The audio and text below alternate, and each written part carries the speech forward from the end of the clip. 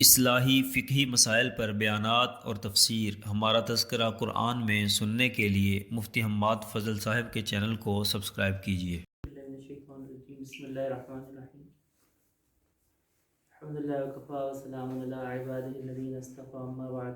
آیت نمبر 33 سے آج درس کا آغاز ہوگا۔ سورہ قصص کی آیت نمبر 33 ہے۔ اعوذ باللہ من الشیطان الرجیم، بسم اللہ الرحمن الرحیم۔ قال رب انی قتلت منهم نفسا فاخاف ان یقتلون۔ قتل کرنے سے، اور نفس کا لفظ جان کے معنی میں، خوف سے، وَأَفْصَحُ مِنِّي لِسَانًا، افصح فصاحت سے، ارسل بھیجنے، یصدقنی تصدیق کرنے کے معنی میں، انی خاف ان یکذبون، یکذبون تکذیب جھٹلانا، سنشد عضدک، نشد یہ شدہ باندھنے کو کہتے ہیں، مضبوط کرنا، ہمارے اردو میں استعمال نہیں ہے۔ وَنَجْعَلُ لَكُمَا سُلْطَانًا فَلَا يَصِلُونَ إِلَيْكُمَا، سلطان دلیل کو، غلبے کو، حجت کو ان معنی میں استعمال ہوتا ہے۔ بادشاہ چونکہ غالب ہوتا ہے، اس لیے بادشاہ غالب ہونے کے لحاظ سے اس کو سلطان کہا جاتا ہے۔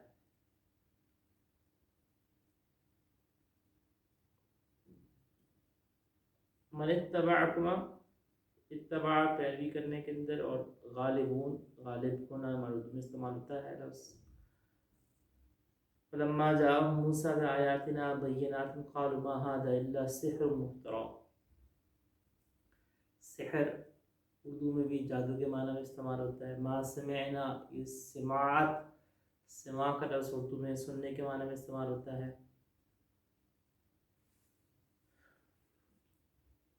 ربی اعلم، عالم علم سے ہے۔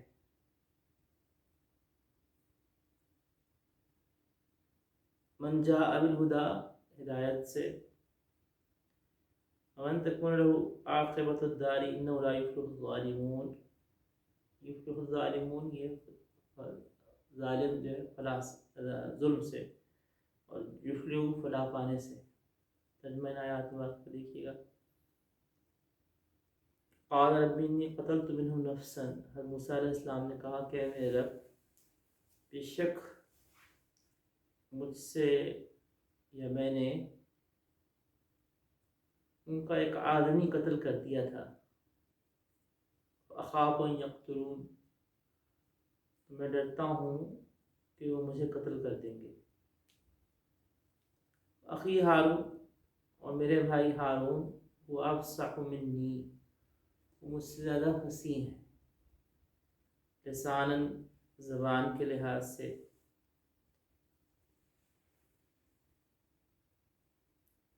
فارسلہ، چنانچہ آپ بھیج دیجئے ان کو میرے ساتھ، ردعا، ردعا یہ مددگار کے معنی میں ہے کہ آپ میرے ساتھ ان کو مددگار کے طور پر بھیج دیجئے، یصدقونی، وہ میری تصدیق کریں۔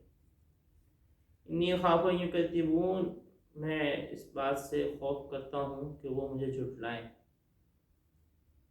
قال، اللہ جل شانہ نے ارشاد فرمایا، سنشد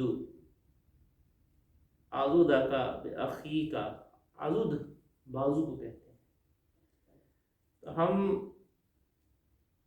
عنقریب تمہارے بھائی کے مضبوط کر دیں گے آپ کے بازو کو، بے اخیک، آپ کے بھائی کے ذریعے سے۔ وَنَجْعَلْ لَكُمَا سُلْطَانًا، اور ہم دیں گے تم دونوں کو غلبہ، فَلَا يَصِلُونَ إِلَيْكُمَا، وہ نہیں پہنچ سکیں گے تم دونوں تک، بِآیاتِنَا، ہماری نشانیوں کے سبب، انتما ومن اتبعکم الغالبون، تم اور تمہارے پیروی کرنے والے یعنی آپ دونوں اور آپ دونوں کی پیروی کرنے والے ہی غالب رہیں گے۔ لما جاءہم موسیٰ بآیاتنا، پھر جب موسیٰ علیہ السلام لائے ان کے پاس کھلی نشانیاں، قالوا ما ھذا الا سحر مفترى، فرعون اور اس کے سرداروں نے کہا کہ ما ھذا الا سحر مفترى، یہ تو گھڑا ہوا جادو ہی ہے۔ وما سمعنا بهذا في آبائنا الاولین، اور ہم نے اپنے پچھلے باپ دادوں سے ایسی کوئی بات نہیں سنی۔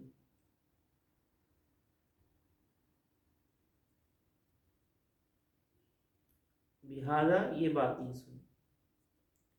وقال موسیٰ ربی اعلم بمن جاء بالہدی، موسیٰ علیہ السلام نے کہا کہ میرا رب زیادہ جانتا ہے بمن جاء بالہدی، کہ کون ہدایت کو لے کر آیا ہے من عندہ، اس کے پاس سے، ومن تکون له عاقبۃ الدار، اور کس کے لیے ہے آخرت کا بہترین ٹھکانہ۔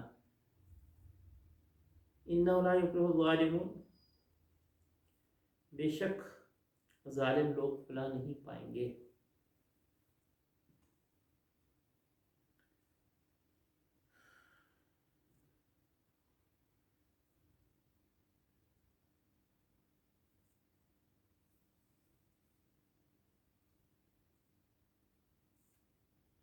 قال رب انی قتلت منهم نفسا فاخاف ان یقتلون، اس وقت اللہ جل شانہ نے حضرت موسیٰ علیہ السلام کو یہ نبوت کی ذمہ داری عطا فرمائی اور کوہ طور پہ ان سے خطاب فرمایا۔ تو جیسے پچھلی کل کے درس کے اندر کہ ان کو دو معجزات عطا کیے گئے، ایک عصا پھینکنے کا، ید بیضا کا، ہاتھ کو روشن ہو جاتا تھا جب گریبان میں ڈال کے نکالتے تھے، اور پھر اللہ جل شانہ نے جس وقت ان کو یہ کہا کہ یہ دو نشانیاں ہیں، تم لے کے جاؤ فرعون اور اس کے سرداروں کی طرف کہ یہ نافرمان قوم ہے، تو حضرت موسیٰ علیہ السلام نے عرض کیا کہ ربی انی قتلت نفسا منہم نفسا، کہ میرا قتلت منہم نفسا، مجھ سے ایک جان کی قتل ہو گئی، مراد قبطی، فاخاف ان یقتلون، تو مجھے ڈر ہے کہ وہ اس کے بدلے مجھے قتل کریں۔ قبطی کا جو قتل ہے اس کی وہ تفصیل سے پچھلی آیات کے اندر گفتگو ہو چکی ہوئی ہے، اور اس کی طرف حضرت موسیٰ علیہ السلام نے اشارہ کیا۔ اخی ہارون، اور فرمایا کہ میرے بھائی ہارون وہ مجھ سے زیادہ زبان میں صاف ہیں۔ حضرت موسیٰ علیہ السلام نے یہ بات کیوں کہی؟ حضرت موسیٰ علیہ السلام نے یہ بات اس لیے ارشاد فرمائی کیونکہ جس وقت حضرت موسیٰ علیہ السلام فرعون کے دربار میں پہنچے اور موسیٰ علیہ السلام نے فرعون کی داڑھی کو جھٹکا دیا تھا، اور اس کے درباری کہنے لگے کہ یہ وہی بچہ ہے جس کے بارے میں اندیشہ ہے۔ حضرت آسیہ رضی اللہ تعالیٰ نے کہا کہ نہیں یہ تو بچہ ہے، اس کو کیا پتا۔ کوئلہ جو تھا وہ اس کو ہلکا گرم رکھ کے اس طرح سے کہ اس میں کچھ حرارت تو تھی مگر اتنا تھا کچھ درجے میں پکڑا جائے، اور ساتھ میں ہیرے بھی رکھ دیے گئے۔ چنانچہ الحمدللہ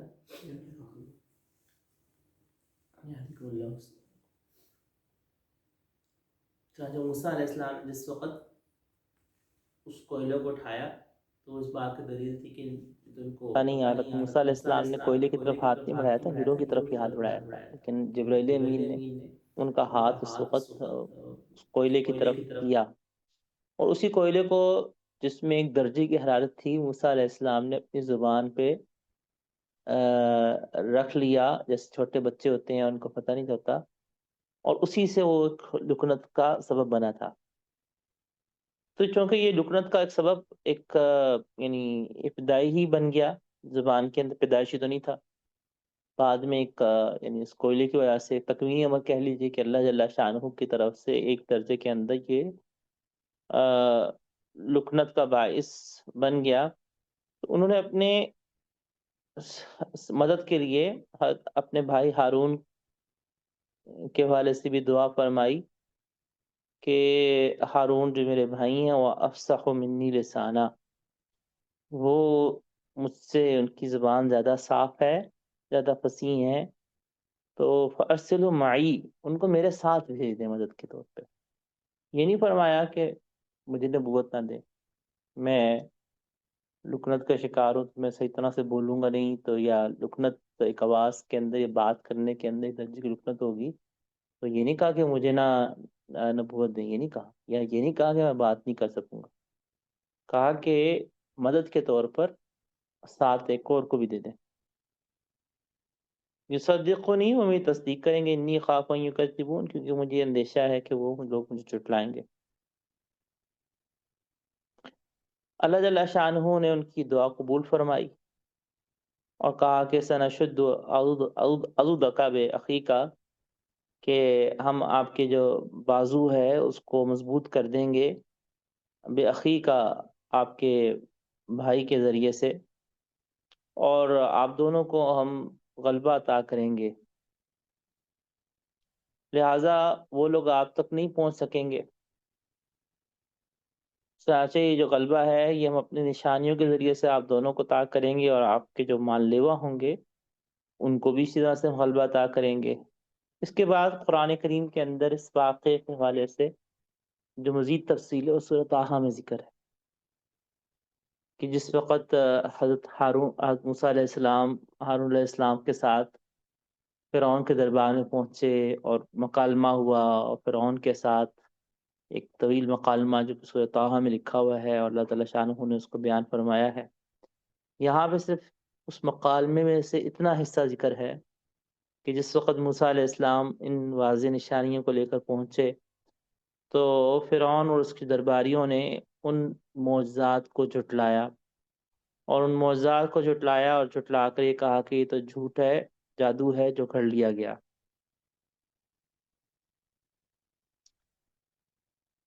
یہاں پہ اللہ جل شانہ نے موسیٰ علیہ السلام کے حوالے سے وہ تذکرہ نہیں فرمایا کہ جو اس مکالمے کے اندر مقابلہ ہوا فرعون کا اور اس کے جادوگروں کا، اور اس کے اندر وہ جادوگر جس طرح سے ایمان لے آئے، اس کا تذکرہ نہیں فرمایا گیا. اور اس کا تذکرہ سورۃ طٰہٰ کے اندر اللہ جل شانہ نے فرمایا ہے. اسی طرح سے اللہ جل شانہ نے جو تذکرہ یعنی ان دوسرے مقامات پہ بھی اس کا تذکرہ فرمایا.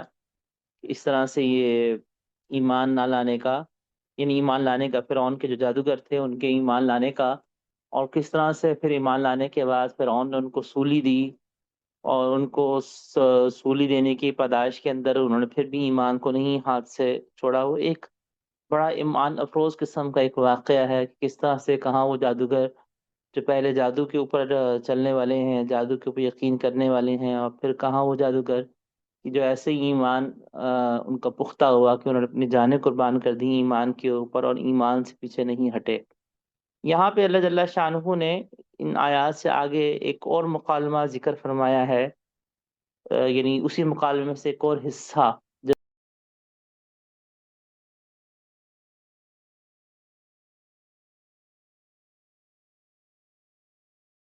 کہ جو جادوگر تھے ان کے ایمان لانے کا، اور کس طرح سے پھر ایمان لانے کے بعد فرعون نے ان کو سولی دی، اور ان کو سولی دینے کی پیدائش کے اندر انہوں نے پھر بھی ایمان کو نہیں ہاتھ سے چھوڑا. وہ ایک بڑا ایمان افروز قسم کا ایک واقعہ ہے، کس طرح سے کہاں وہ جادوگر جو پہلے جادو کے اوپر چلنے والے ہیں، جادو کے اوپر یقین کرنے والے ہیں، اور پھر کہاں وہ جادوگر جو ایسے ہی ایمان ان کا پختہ ہوا کہ انہوں نے اپنی جانیں قربان کر دی ایمان کے اوپر اور ایمان سے پیچھے نہیں ہٹے.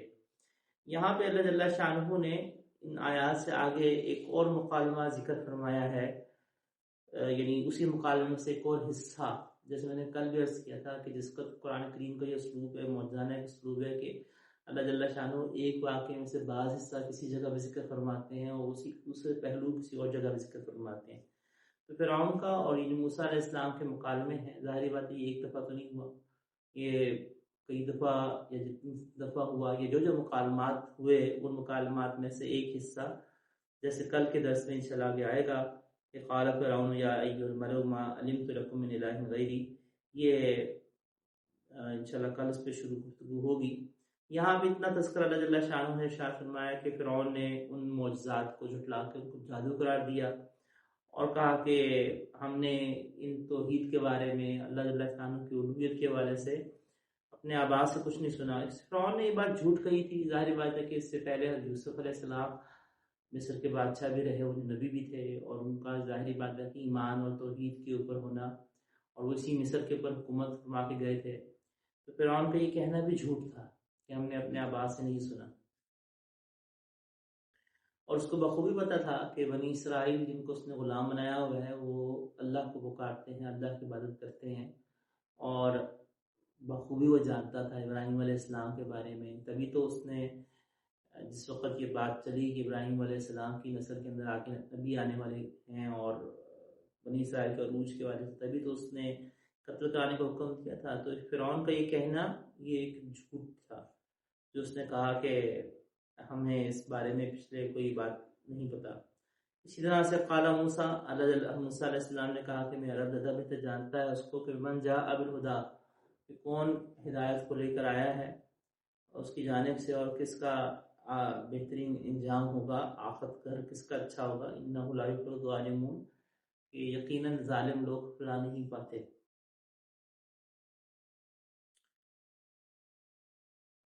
یہ آیات کی مختصر تفسیر تھی، اور اب ان آیات مبارکہ کے اندر ہم دیکھتے ہیں کہ ان آیات مبارکہ کے اندر ہمارے لیے کیا کیا اوقات ہیں، اور اس کی روشنی میں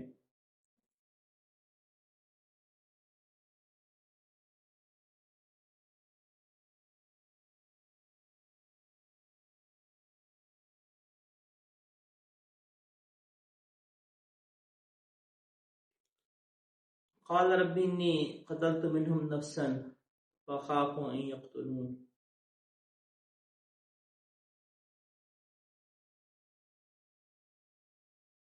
اور موسیٰ علیہ السلام نے یہ جو اللہ جل شانہ سے عرض کیا کہ اللہ میں نے ایک جان کو قتل کیا ہے، تو ان کا یہ عرض کرنا کوئی نبوت سے انکار کے لیے نہیں تھا، اس لیے نہیں تھا کہ کوئی وہ نبوت کا تحمل یا اس اللہ جل شانہ کی حکم دوری کر رہے تھے، ہرگز نہیں، بلکہ ان کا جو مقصد تھا وہ مددگار لینا تھا، جیسا کہ انہوں نے آگے عرض کیا کہ وہ اپنے ساتھ ایک مدد کے لیے اس کو چاہ رہے تھے۔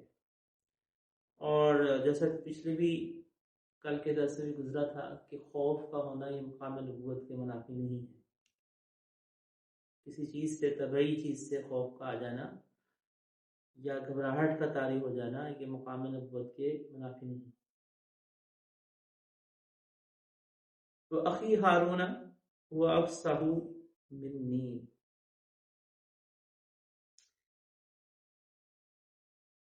یہاں پہ اس آیت مبارکہ میں بڑے عجیب نکات اور پہلو ہیں۔ آپ یہ دیکھیے کہ موسیٰ علیہ السلام بھائی ہیں، اور موسیٰ علیہ السلام جب بھائی ہیں تو موسیٰ علیہ السلام نے کس کھلے دل کے ساتھ اعتراف کیا اپنے بھائی کی خوبی کا۔ تو یہ اپنے بھائی کی خوبی کا اعتراف کرنا ہے، اس سے بہت سارے پہلو۔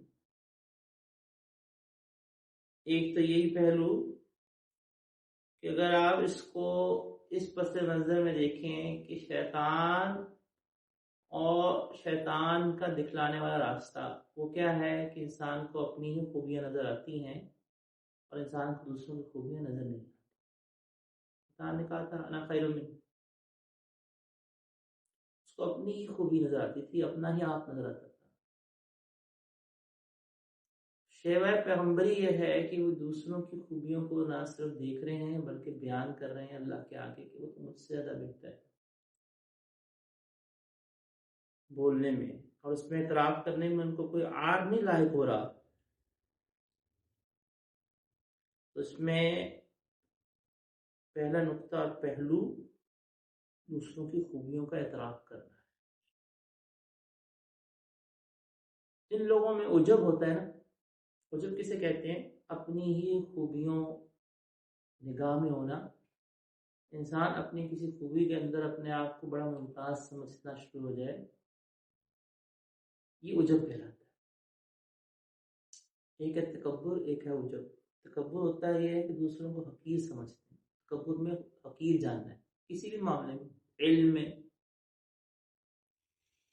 جیسے کسی کو کہے تو میں تو کچھ پتہ ہی نہیں، تم تو جاہل ہو، یہ علم کا تکبر ہے کہ آپ نے دوسرے کو حقیر سمجھا ہے، اس کو جاہل آپ جو کہہ رہے ہیں اس طرح سے کہ تم تو جاہل ہو، تو آپ کو اپنے علم کا تکبر ہے، آپ نے اپنے علم کو اپنے آپ کو بڑا سمجھا اور دوسرے کو آپ نے جاہل سمجھا۔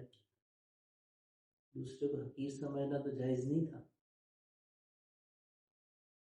اسی طرح تکبر جو ہوتا ہے وہ عہدے کا بھی ہوتا ہے، تکبر جو ہے وہ نیکی کا بھی ہوتا ہے، تکبر حسن کا بھی ہوتا ہے، تکبر جو ہے مال کا بھی ہوتا ہے، تکبر جگہ کا بھی ہوتا ہے، تکبر کسی بھی شے کا ہو سکتا ہے۔ عجب جو ہوتا ہے اس میں دوسروں کی تحقیر نہیں ہوتی ہے، یہ بھی روحانی مرض۔ مشاعر کہتے ہیں یہ عجب جو ہے یہ تکبر کی چھوٹی بہن ہے، یعنی پہلے عجب آتا ہے پھر تکبر آتا ہے۔ عجب میں کیا ہوتا ہے کہ آدمی اپنی آپ کو ہی کسی خوبی کے اندر کہتا ہے کہ اچھا میرے جیسے تو کوئی کرنے والا نہیں، یعنی اپنی اس خوبی میں اپنے آپ کو بڑا باکمال سمجھنا شروع ہو جائے، جیسے میں نے یہ لکھا نا ویسے تو کسی نے نہیں کیا، جیسا مجھے پتا ہے، یا اپنے آپ کو بہت باکمال ہی سمجھنا شروع ہو جائے اس نعمت میں کہ بس میرے جیسا تو کوئی دوسرا نہیں۔ اچھا فارسی میں کہتے ہیں ہم جو دیگرے نیست، میرے جیسا دوسرا کوئی ہے، یہ ہے عجب۔ عجب بھی روحانی مرض ہے۔ جو شخص عجب کا شکار ہوتا ہے نا وہ دوسروں کی تعریف نہیں کرتا، وہ اپنی تعریف لگاتا ہے ہر وقت، میں ایسے میں ایسے میں ایسے، میں نے یہ کیا میں نے یہ کیا میں نے، دوسروں کی تعریف نہیں کرتا، اسے دوسروں کی تعریف ہضم بھی نہیں ہوتی۔ یہ بھی علامت ہے اس بات، کسی کے سامنے کسی دوسرے کی تعریف کی جا رہی تھی نا اور اس کو کچھ ہو رہا تھا، کہتے ہیں میری تعریف کیوں نہیں ہوئی، اس کا مطلب یہ ہے کہ یہ عجب کا مریض ہے، اس میں عجب ہے، اس کو اور اچھا دوسروں کی تعریف ہو رہی تو میری تعریف کیوں نہیں ہو رہی اس معاملے میں۔ عجب کی اصلاح کس طرح سے ہوتی ہے یہ تو خیر یہاں موضوع ہمارا نہیں ہے کہ عجب کی اصلاح ہم کس طرح سے بیان کریں کہ عجب کی اصلاح کس طرح سے کرنی ہے، لیکن ضمناً صرف اتنی ایک بات بتاتا ہوں، یعنی اور بہت سارے طریقے، اصل تو طریقہ یہی ہے کسی شیخ سے اصلاحی تعلق قائم کیا جائے، جو صحیح العقیدہ شیخ ہوں ان سے اپنی اصلاح کروائے، شیخ پہچان جاتا ہے اچھا اس میں عجب ہے یا نہیں ہے، اور لوگوں نہیں بدل پاتا۔ پھر شاعر کے اصلاح کے طریقے جو ہوتے ہیں وہ مختلف ہوتے ہیں، یہ نہیں ہوتا کہ شیخ آپ کو کوئی اصلاح کا ٹیکہ لگا دے گا اور کہے گا اچھا تمہاری اصلاح ہوگی، ایسا نہیں ہوتا۔ اصلاح کے لیے مشائخ تربیت جو کرتے ہیں وہ دنیا کے چھوٹے چھوٹے کاموں کے ذریعے سے ہی اصلاح کرتے ہیں، امتحانات لے کر اصلاح کرتے ہیں، مختلف طریقوں سے، ہر مشائخ کے مختلف طریقے ہوتے ہیں کس طرح سے وہ اس مرض کی اصلاح کرنا چاہ رہے ہیں، کس طریقے سے کرنا چاہ رہے ہیں، اور بہت دفعہ ایسا ہوتا ہے کہ مشائخ بتاتے بھی نہیں۔ ہاں جب جو شخص جس نے اصلاحی تعلق رکھا ہوتا ہے جب وہ پلٹ کے کچھ عرصے بعد دیکھتا ہے کہتا ہے کہ اچھا میرے تو کافی تبدیلی آ گئی، کئی دفعہ ایسا ہوتا ہے تو خود بھی احساس نہیں ہوتا کہ اس کے اندر سے کئی چیزیں نکل گئی ہیں، اس کا احساس ہوتا ہے جب پیچھے پلٹ کے دیکھتا ہے۔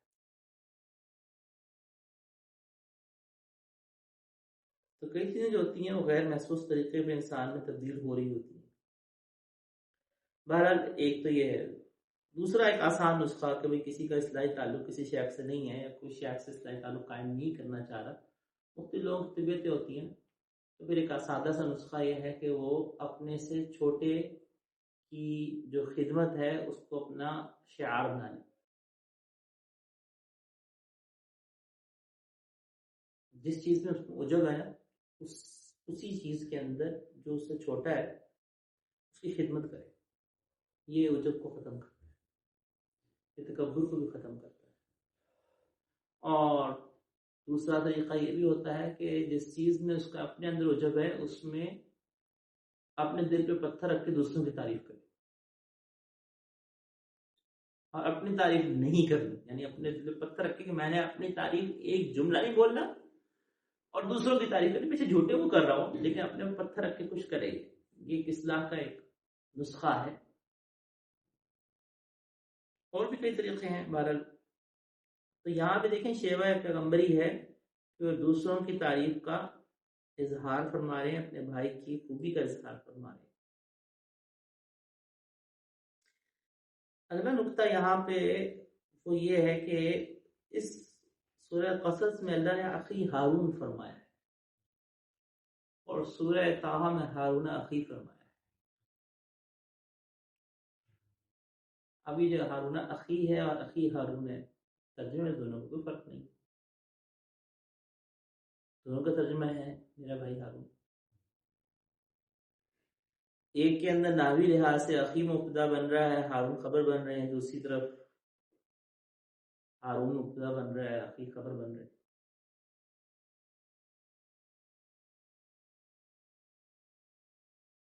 یہاں پہ ایک اللہ جل شانہ نے ہارون اخی وہاں ارشاد فرمایا، یہاں اخی ہارون، اس کی کیا وجہ ہے کہ یہاں پہ اس میں مبتدا ہے؟ وہ کیا؟ عربی زبان کے اندر جب مبتدا اور خبر دونوں میں مرفوع ہوں، دونوں پراپر ناؤن ہوں، یعنی عام طور پہ تو ہوتا یہ ہے کہ مبتدا جملے کا پہلا حصہ ہوتا ہے، جو سینٹینس کا پہلا حصہ ہوتا ہے وہ کہلاتا ہے مبتدا۔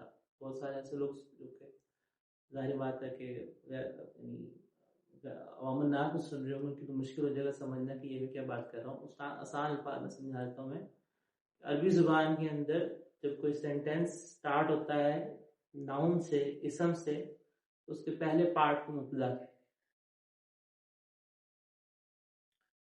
اور دوسرے پارٹ کو خبر کہتے ہیں۔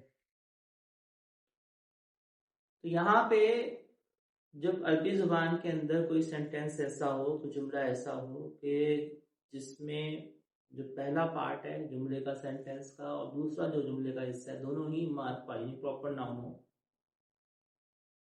تو وہاں پہ ایک خاص چیز کی طرف اشارہ کرنا ہوتا ہے، اور وہ یہ کہ مبتدا خبر میں آپس میں ایک خاص ریلیشن ہے، لازم اور ملزوم ہونے کا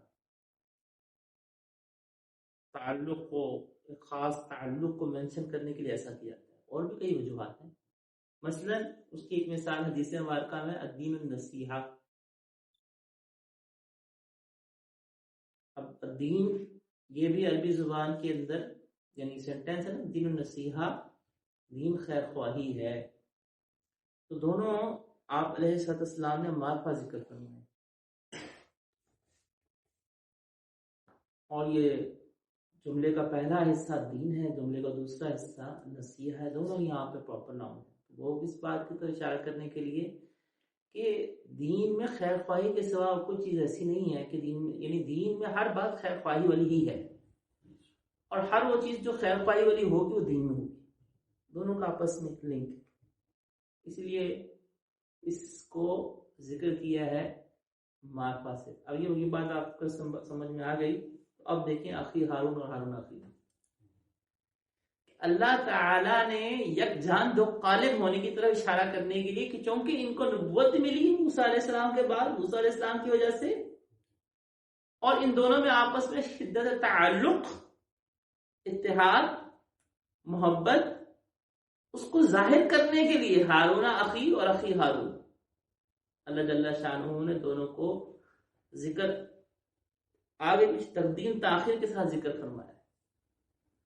یہ دونوں ایسے نہیں ہیں جیسا کہ ایک دوسرے کی جگہ اور دوسرا پہلی کی جگہ، یہی تو وجہ تھی کہ موسیٰ علیہ السلام اپنا نائب بنا کے گئے تھے ہارون علیہ السلام، اس اتحاد اور اس نسبت کی طرف اشارہ کرنا مقصود۔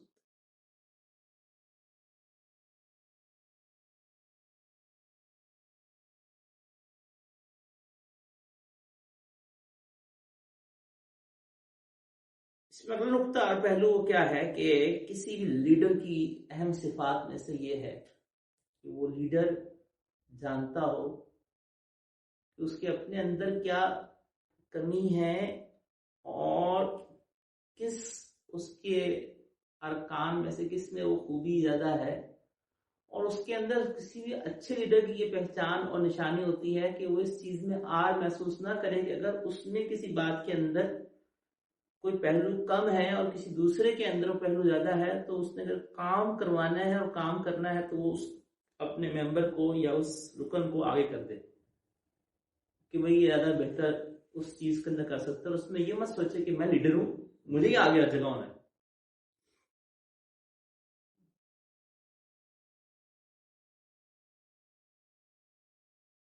یہاں پہ موسیٰ علیہ السلام نے ہارون علیہ السلام کو ان کے زیادہ افصاح ہونے کے لحاظ سے اللہ سے یہ وصف مانگ کر دعا مانگی، نبوت مانگی ان کی۔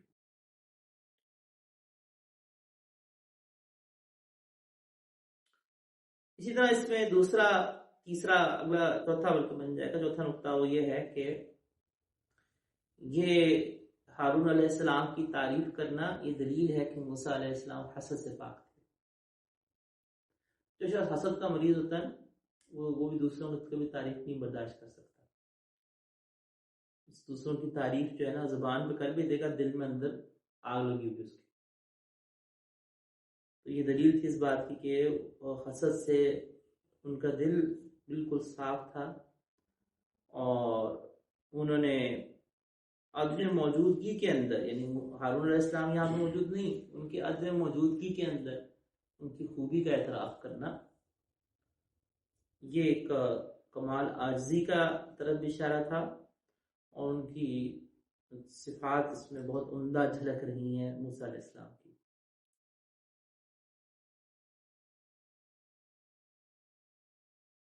اسی کے اندر اگلا نقطہ وہ یہ ہے کہ وَأَفْصَحُ مِنِّي لِسَانًا، کہ دین کی دعوت دینے کے لیے جبکہ دین کی دعوت کا تعلق بولنے سے ہو تو اس میں فصاحت معاون ہوتی ہے، بنیاد نہیں۔ اگر بنیاد ہوتی تو موسیٰ علیہ السلام کہتے کہ اللہ میں تو زبان میں لکنت ہے، تو میں تو فرعون کے دربار میں جا ہی نہیں سکتا۔ بعض لوگ ایسے ہوتے ہیں کہ ان کو اگر بولنے میں کوئی مسئلہ پیدا ہو جائے اور اس بولنے کے مسئلے کی وجہ سے وہ اس چیز کا شکار ہو جاتے ہیں کہ جی ہم صحیح نہیں بول سکتے، اور اس کے اندر وہ احساس کمتری میں چلے جاتے ہیں۔ اب یہ موسیٰ علیہ السلام کا واقعہ ایسے لوگوں کی آنکھیں کھولنے کے لیے کافی ہے۔ موسیٰ علیہ السلام نے یہ تو نہیں کہا کہ میں لکنت کا شکار ہوں، میری زبان میں لکنت ہے، تو میں کس طرح سے فرعون کے دربار میں جا کے دعوت دوں گا، یہ نہیں کہا۔ دعوت دی، بات بھی کی اور سب کچھ کیا۔ اصل میں جو لوگ اپنی کسی کمی کی وجہ سے احساس کمتری کا شکار ہوتے ہیں تو یہ بھی ایک نفسیاتی مسئلہ ہے،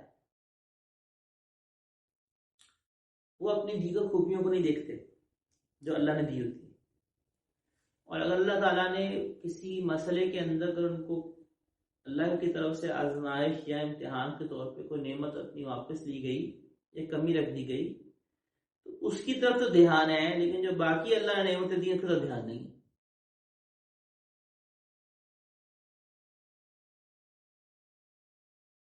تو ایسے لوگوں کو کرنا ہی چاہیے کہ اللہ پہ توکل رکھیں، اللہ پہ نظر جمائیں، اور ہرگز اپنی اس کمی کی طرف نہ دیکھیں۔ اگر اپنی کمی کی طرف دیکھیں گے تو زندگی میں آگے نہیں بڑھ سکے، ہر وقت خوف کا شکار ہے، ہر وقت گھبراہٹ کا شکار ہے۔ تو اپنی کمی کو نہ دیکھیں، اپنی نعمتوں کو دیکھیں جو اللہ نے دی ہیں، ان نعمتوں کو، اور اللہ پہ بھروسہ رکھیں، اور بھروسہ رکھ کر عزم رکھیں۔ اذا عزمت فتوکل علی اللہ، جب تم عزم کر لو، ارادہ کر لو، تو یاد رکھیں کہ انسان کے دل میں جب خوف آ جائے، دماغ میں خوف آ جائے، تو انسان آگے نہیں بڑھ سکتا۔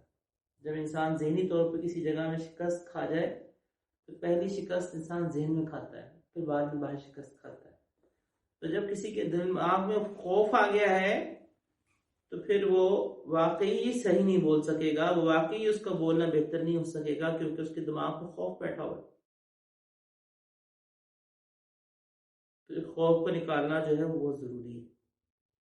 تو نظر اللہ پر جمع. فصاحت اس میں کوئی شک نہیں کہ مددگار ہے، لیکن بنیاد نہیں.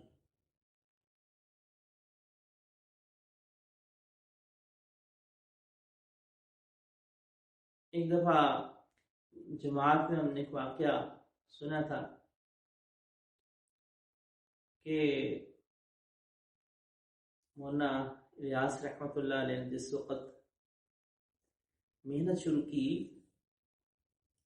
میوات کے لوگوں پہ، ان میں ایک بوڑھا تھا، تبلیغ میں لگا.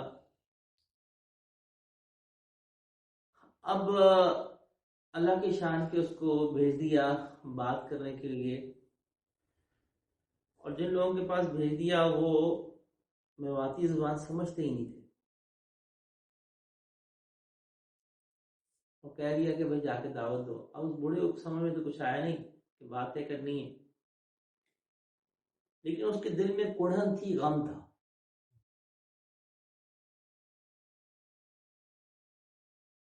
غالباً علی گڑھ یونیورسٹی کا واقعہ ہے کہ علی گڑھ یونیورسٹی میں اس کو بھیج دیا کہ تم جا کے وہاں بات کرنی ہے. اس زمانہ انگریز کا زمانہ. اب وہ آگے سارے انگلش بولنے والے اس زمانے کے لحاظ سے پڑھے لکھے لوگ، اب یہ بیچارہ بالکل ٹھیٹ دیہاتی میواتی زبان اس کو صرف آتی ہے، پتہ ہے تو کچھ نہیں، اور وہ آگے میواتی کون سمجھنے والے. تو یہ بات کرنے کے لیے کھڑا ہو گیا، لیکن اندر کڑھن اور غم اتنا تھا کہ یہ لوگ دین کے اوپر آ جائے. تو کھڑا ہو کر ایک لفظ بھی نہیں کہا، چپ چاپ کھڑا رہا، لیکن اندر اتنا غم تھا، اتنا غم تھا کہ اس غم کا اثر تھوڑی ہی دیر میں مجمع کو ہونا شروع ہوا.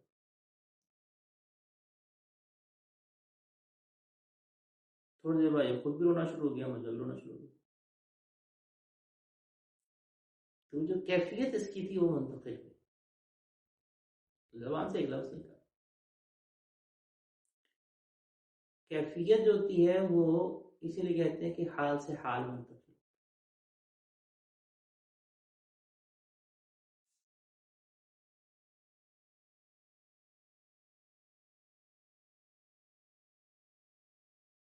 اب تو ماشاءاللہ جو گونگے ہیں وہ بھی تبلیغی جماعت میں نکلے ہوتے ہیں، ایسے کمال دعوت دے رہے ہوتے ہیں.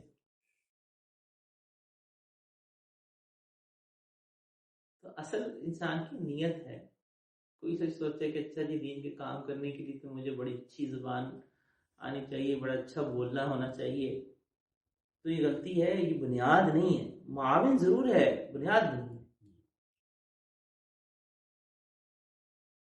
معاون ہونے کی دلیل حضرت موسیٰ علیہ السلام کا ہارون علیہ السلام کے لیے یہ وصف مانگنا اور یہ وصف کو ذکر کرنا، یہ دلیل ہے اس کی کہ معاون تو ہے، مدد تو ہے. یہ بنیاد ہے.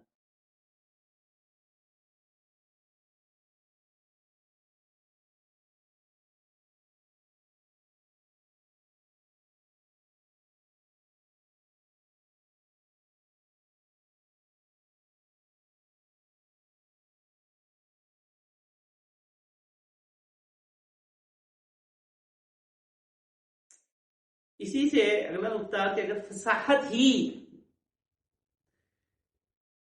اصل ہوتی، جس میں نے کہا فصاحت معاون تو ہے، اصل نہیں ہے. اگر فصاحت ہی اصل ہوتی تو اللہ تعالیٰ ہارون علیہ السلام کو براہ راست نبوت دیتے. اللہ نے براہ راست ان کو نہیں نبوت دی. اللہ کے یہاں اصل قبولیت ہے، قابلیت. اللہ جل شانہ جو قبول فرماتے ہیں اللہ تعالیٰ قابلیت بتا فرماتے ہیں. اصل اللہ کے ہاں قبولیت.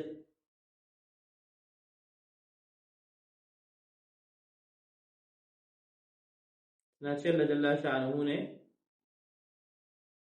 اس کا موسیٰ علیہ السلام نے دعا مانگی رب اشرح لی صدری ویسر لی امری واحلل عقدۃ من لسانی یفقهوا قولی، تو اللہ نے وہ گرہ بھی دور فرما دی۔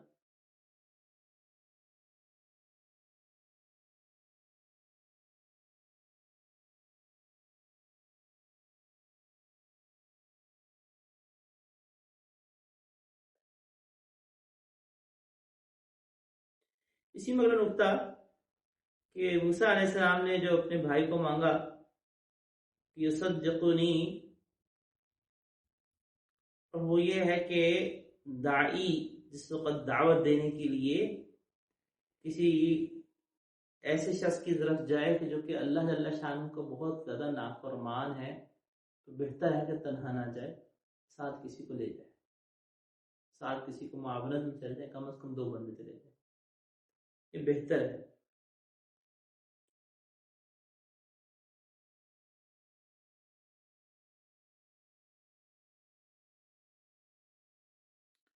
اسی میں اگلا نقطہ پہلو کہ دوسرے کی کسی خوبی کا اعتراف کرنا وہ آپ کی قدر کو نہیں گھٹاتا بلکہ آپ کی قدر کو اور بڑھاتا ہے۔ بعض اوقات ایسا ہوتا ہے، بعض جگہیں ایسی ہوتی ہیں، یعنی اب یہ تعلق اس آیت سے نہیں ہے، ضمناً ایک بات آگے، چونکہ میں نے ایک بات کہی کہ انسان کو اپنی خوبیوں کے اوپر نہیں نظر رکھنی چاہیے اور اپنی خوبیوں کو نہیں بیان کرنا چاہیے، ضمناً ایک بات کروں کہ تعلق تفسیر سے نہیں، کہ بسا اوقات ایسی جگہیں ہوتی ہیں کہ جہاں پہ انسان کو اب یعنی اصل یہ ہے کہ انسان ہرگز اپنی کسی خوبی کو نہ بیان کرے، اپنی خوبیوں کو اوپر سے پش ڈالے، اپنی کمزوریوں کو یاد رکھے تاکہ اس کے اندر عاجزی پیدا ہو، اور وہ جس کو حدیث مبارکہ میں بیان فرمایا گیا کہ اللہم اجعل فی عینی صغیرہ، اللہ مجھے میری نگاہوں میں چھوٹا بنا دیجیے، فی اعین الناس کبیرہ، اور لوگوں کی نگاہوں میں بڑا بنا دیجیے دعوت کے لیے۔ تو اصل تو یہی ہے، لیکن بسا اوقات بعض جگہ ایسی ہوتی ہیں جہاں دعوت ہی کے لیے، دین کی دعوت ہی کا تقاضا یہ ہوتا ہے کہ اگر وہاں پہ آپ کو کوئی اللہ تعالیٰ نے نعمت عطا فرمائی ہے جو نعمت دی اللہ نے ہی ہے، اگر وہاں پہ آپ اپنی اس نعمت کا تذکرہ نہیں کریں گے تو ممکن ہے کہ کسی نااہل شخص کو بٹھا دیا جائے۔ ضیاء الحق کے زمانے میں ایک آدمی تھے، ان کے زمانے کے اندر فیصلہ ہوا کہ سیرت کانفرنس منعقد کی جائے ملکی سطح کے اوپر۔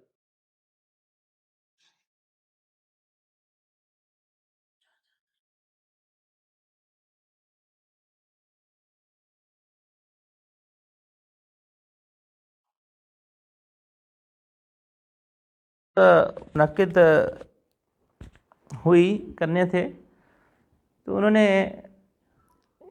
کسی فوجی افسر کے ذمہ لگایا کہ بھئی آپ کسی بڑے شیخ الحدیث، کسی بڑے مولانا کا انتظام فرمائیں جو آ کے یہاں پہ تھوڑی دیر بات کر دیں۔ اس وقت جامعہ فاروقیہ کے اندر مولانا سلیم اللہ خان صاحب، جو کہ وفاق المدارس کے سب سے طویل عرصے تک صدر رہے، غالباً اس وقت صدر بن گئے تھے یا نہیں مجھے اس کا یہ یاد نہیں، لیکن بہرحال ان کو مدعو کرنے کا فیصلہ ہوا۔ مولانا سلیم اللہ خان صاحب مدنی رحمۃ اللہ علیہ کے شاگرد تھے، اور ماشاءاللہ 50 سال سے زیادہ عرصہ بخاری شریف پڑھائی، اتنے بڑے استاد، اتنے مفتقی عثمانی صاحب دامت برکاتہم ان کے شاگرد ہیں۔ مولانا سلیم اللہ خان صاحب انتقال فرما گئے، تو ہزاروں نہیں لاکھوں شاگرد۔ تو جس وقت وہ بیان کرنے کے لیے آئے تو انہوں نے عاجزی کے ساتھ جب خطاب کرنے کی باری آئی تو کہا کہ میں ایک دین کا طالب علم ہوں، دین کے طالب علم ہونے کے لحاظ سے آپ سے کچھ معروضات پیش کرنا چاہتا ہوں۔ پھر انہوں نے خطاب فرمایا، جب خطاب فرما دیا اور چلے گئے تو وہ جو افسر صاحب تھے وہ انتظامیہ میں ناراض ہونے لگ پڑے کہ بھئی تمہیں کہا تھا کسی شیخ الحدیث کو بلا کے لے کر آؤ، تم کسی طالب علم کو اٹھا کے لے آئے ہو۔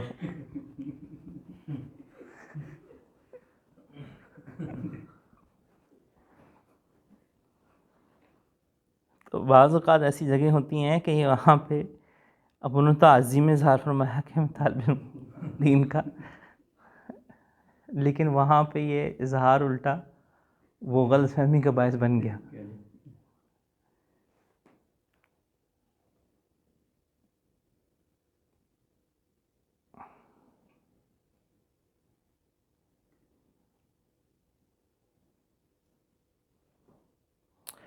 قال سنشد عضدك بأخيك.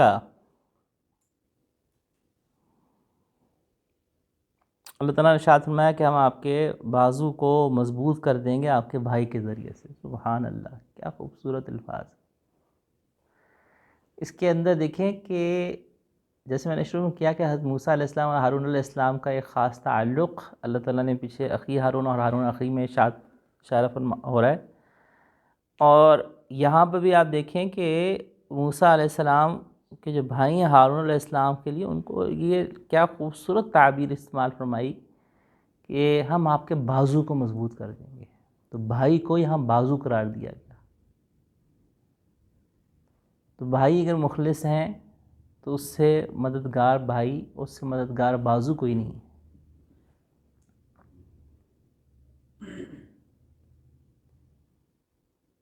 حضرت موسیٰ علیہ السلام کی والدہ، حضرت موسیٰ علیہ السلام کی اہلیہ، حضرت موسیٰ علیہ السلام کی ہمشیرہ، حضرت موسیٰ علیہ السلام کے بھائی ہارون علیہ السلام، یہ چار رشتے ہیں جو کہ موسیٰ علیہ السلام کے واقعے میں خاص تذکرہ ہوئے.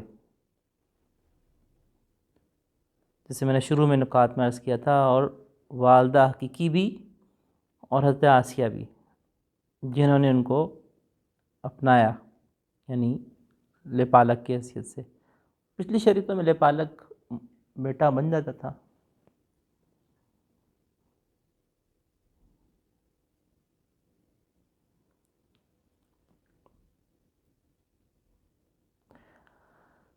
قال سنشد عضدك بأخيك. مفسرین لکھا ہے کہ کسی بھائی نے دنیا کے اندر اپنے بھائی پہ اتنا بڑا احسان نہیں کیا ہوگا جتنا موسیٰ علیہ السلام نے ہارون علیہ السلام پہ کیا، کہ ان کی نبوت جیسی بڑی نعمت اللہ سے مانگ لی. اور اللہ تعالیٰ نے نبوت جو کہ کسبی نہیں ہے، وحوی ہے، اللہ تعالیٰ دیتے ہیں، اور اللہ تعالیٰ نے نبوت کا دروازہ اپنے حبیب علیہ السلام پہ بند کر دیا ہمیشہ کے لیے، رسالت کا، نبوت کا. تو اللہ تعالیٰ سے حضرت موسیٰ علیہ السلام نے اس کو مانگا اور ہارون علیہ السلام کو نبوت مل گئی بھائی کے واسطے سے. تو اس میں نقطہ اور پہلو وہ یہ ہے کہ جو شخص دیندار ہو تو اس کو اپنے دین، جب اس پہ کوئی دینی نعمت مل رہی ہو اور دینی نعمت میں وہ ترقی کرتا ہے، تو وہ اللہ سے دعا مانگے کہ اللہ تعالیٰ اس کے بہن بھائیوں کو بھی اور اس کے والدین کو بھی اور اس کے اہل و عیال کو بھی اللہ تعالیٰ وہ دینی نعمت عطا فرمائے. جب انسان کو کوئی دینی ترقی ملتی ہے، مثلا انسان کو عمرے کا سفر ملا، انسان کو حج کا سفر ملا، انسان کو دینی ترقی حاصل ہوئی، وہ تکبیر اللہ سے پابندی سے نماز پڑھ رہا ہے، وہ دین کی طرف آگے بڑھ رہا ہے، اس کو تہجد نصیب ہو رہی ہے، وہ قرآن کریم کی تلاوت کر رہا ہے، تو اپنے بہن بھائیوں کے لیے، اپنے ماں باپ کے لیے بھی اس نعمت کو مانگے.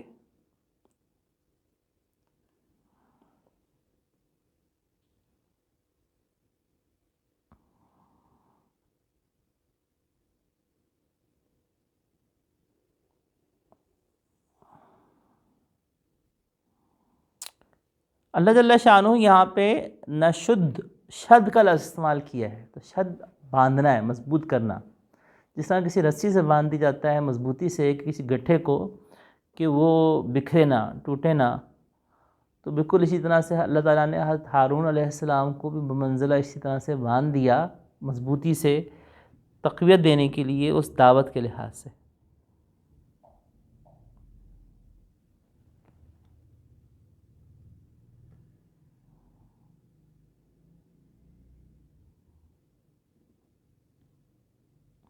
فلما جاءهم موسیٰ بآیاتنا بینات قالوا ما هذا الا سحر مفترى. حضرت موسیٰ علیہ السلام بالکل واضح معجزات لے کر آئے، ایسے واضح معجزات کہ جن کو فرعون کے جادوگروں نے دیکھا تو وہ تو ایمان لے آئے. لیکن فرعون نے انہی معجزات کے اندر عیب نکالا.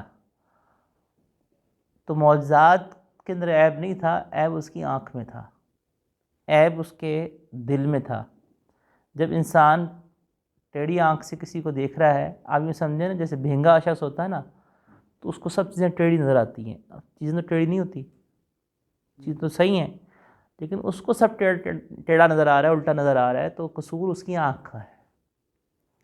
معجزات بالکل واضح تھے، لیکن اس کے دل میں چونکہ کجی تھی.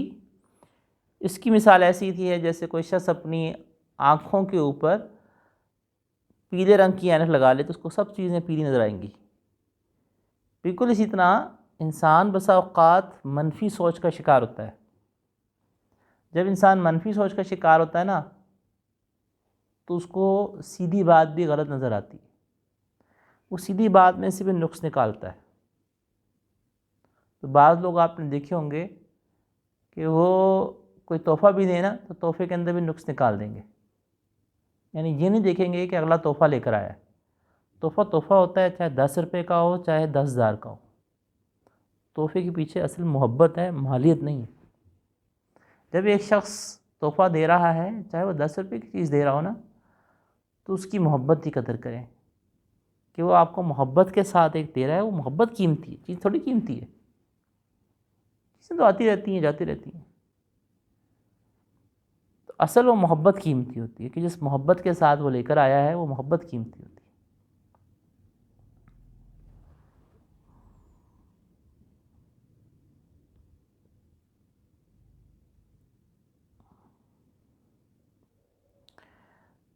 تو اپنی سوچ کو مثبت رکھیے، اپنی سوچ کے اندر سے منفی سوچ کو نکالیے. شہد کی مکھی باغ میں داخل ہوتی ہے تو وہ پھولوں کا رس ڈھونڈتی ہے، پھولوں کو دیکھتی ہے. اور اسی باغ میں جب گندی مکھی داخل ہوتی ہے تو وہ پھولوں کی تلاش میں نہیں جاتی، وہ کوڑے کی تلاش میں جاتی ہے. جس کی تلاش کوڑا ہوتی ہے اس کو کوڑا ہی ملتا ہے، اور جس کی نظر اور تلاش پھول ہوتے ہیں اس کو پھول ملتے ہیں.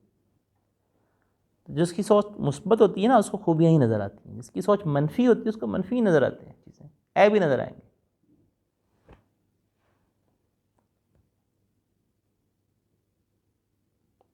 اور منفی سوچ جو ہوتی ہے ناشکری پیدا کرتی ہے. انسان کو ڈپریشن دیتی ہے، انسان کو ٹینشن دیتی ہے، انسان کو حسد دیتی ہے، انسان کو گلہ دیتی ہے، شکوہ دیتی ہے. منفی سوچ کانٹے ہی کانٹے ہیں.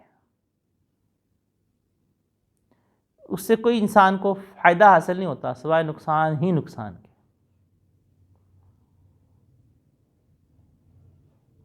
قالوا ما هذا الا سحر مفترا. حق کو رد کرنا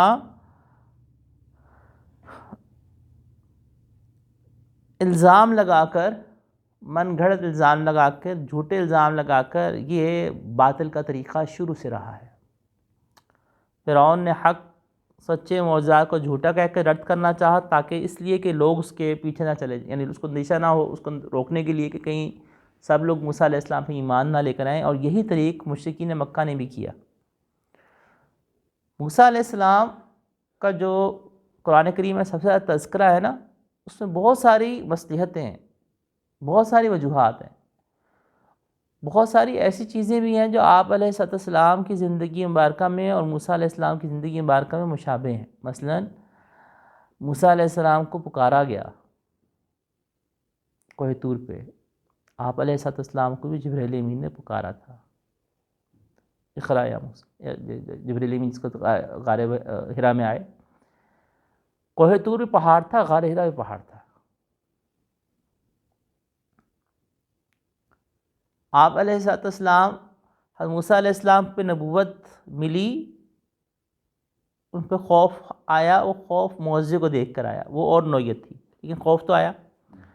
آپ علیہ السلام پر جب نبوت کا اللہ تعالیٰ نے اظہار فرمایا اور نبوت سے مطلع کیا گیا تو آپ علیہ السلام پہ گھبراہٹ طاری ہوئی. گھبراہٹ کے اوپر آپ علیہ السلام نے زملونی زملونی جو ارشاد فرمایا، جس کے ساتھ خدیجہ الکبریٰ رضی اللہ تعالیٰ عنہ کے پاس تشریف لائے اور کہا کہ زملونی، تو مجھے اڑا دیجئے چادر. تو وہ گھبراہٹ آپ علیہ السلام پہ بھی طاری ہوئی. اسی طرح سے سیرت کے واقعات میں سے ہے کہ آپ علیہ السلام نے جبرائیل امین کو پہلی وحی کے بعد کچھ عرصے بعد جبرائیل امین کو اصل حالت میں دیکھا کہ وہ آسمان اور زمین کے درمیان میں ایک عظیم الشان کرسی پر بیٹھے ہوئے، اور اتنی بڑی کرسی ہے جس نے آسمان اور زمین کو گھیرا ہوا ہے۔ تو آپ علیہ السلام پر ایک ہیبت سی طاری ہوئی۔ تو یہ ہیبت کا طاری ہونا مقام نبوت کے منفی نہیں ہے، کیونکہ یہاں جبریل امین اپنے اصل شکل میں تھے، اور یہ گویا کہ ملکوتی روب تھا، لیکن اللہ تعالیٰ نے اس ملکوتی روب سے آپ علیہ السلام کو اس منصب پہ فائز کرنا تھا، جیسا کہ قلب مبارک کو شق صدر کیا گیا۔ تو آقا علیہ السلام نے قلب مبارک کو ان ملکوتی صفات کے تحمل کا حامل بنا دیا گیا کہ وہ ملکوتی صفات، وہ فرشتوں والی صفات آپ علیہ السلام اس کو تحمل کر سکیں۔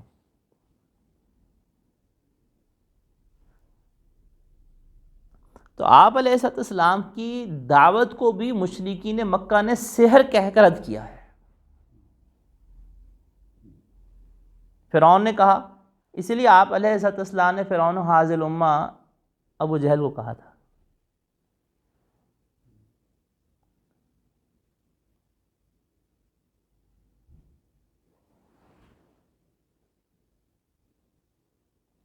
تو گویا اللہ نے اپنے حبیب علیہ السلام کو تسلی دی، چونکہ سورہ قصص مکی ہے، اور میں نے عرض کیا کہ مکی صورتوں میں سے آخری صورت ہے مکی ہے، اور آپ علیہ السلام ہجرت فرما رہے تھے تب یہ نازل ہوئی۔ تو اللہ نے اپنے حبیب علیہ السلام کو تسلی دی کہ جس طرح سے اللہ تعالیٰ نے موسیٰ علیہ السلام کے دشمن فرعون کو غرق کیا، نیست و نابود کیا، اور ان کو عظمت عطا فرمائی، اے حبیب علیہ السلام اللہ آپ کو بھی عنقریب عظمت ایسی عطا فرمائے گا، کسی کو ایسی عظمت عطا فرمائی ہو۔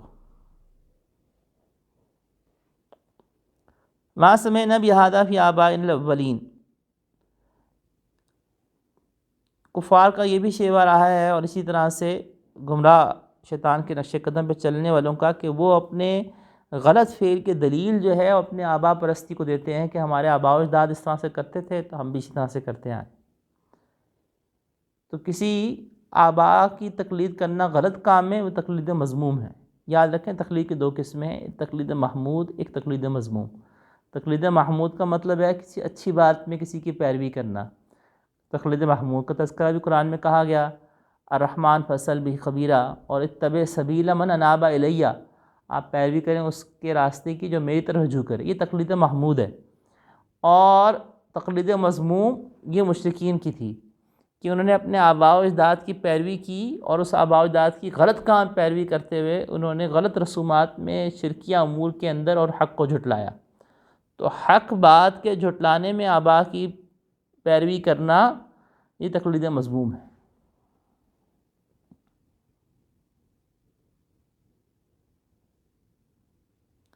قال موسیٰ ربی اعلم من جاء بالہدیٰ، موسیٰ علیہ السلام نے یہ نہیں کہا کہ میں ہدایت لے کر آیا ہوں، یہ نہیں کہا کہ ربی اعلم من جاء بالہدیٰ، میرا رب زیادہ بہتر جانتا ہے کہ کون ہدایت کو لے کر آیا ہے۔ یہ عاجزی کی طرف بھی اشارہ ہے، اور دوسرا دعوت کا اسلوب حکیمانہ، اور دعوت کے اسلوب کے اندر دوسرے کو یہ نہیں کہتے کہ تو ایسا ہے تو ویسا،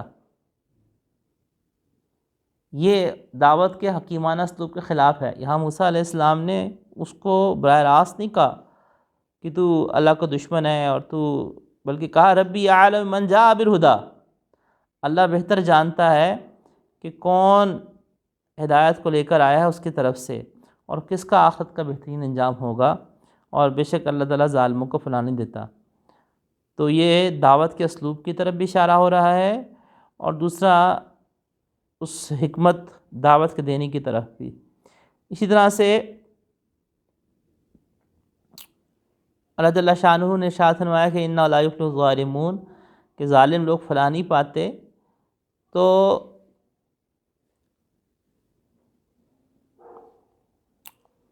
اللہ جل شانہ کی مدد کبھی بھی ظالم کے ساتھ نہیں ہوتی۔ ظالم کو وقتی عروج ملتا ہے، لیکن اس کے بعد اللہ کی طرف سے اس کی رسی کھینچی جاتی ہے، اور پھر وہ پکڑ میں آتا ہے۔ وآخر دعوانا الحمدللہ رب العالمین۔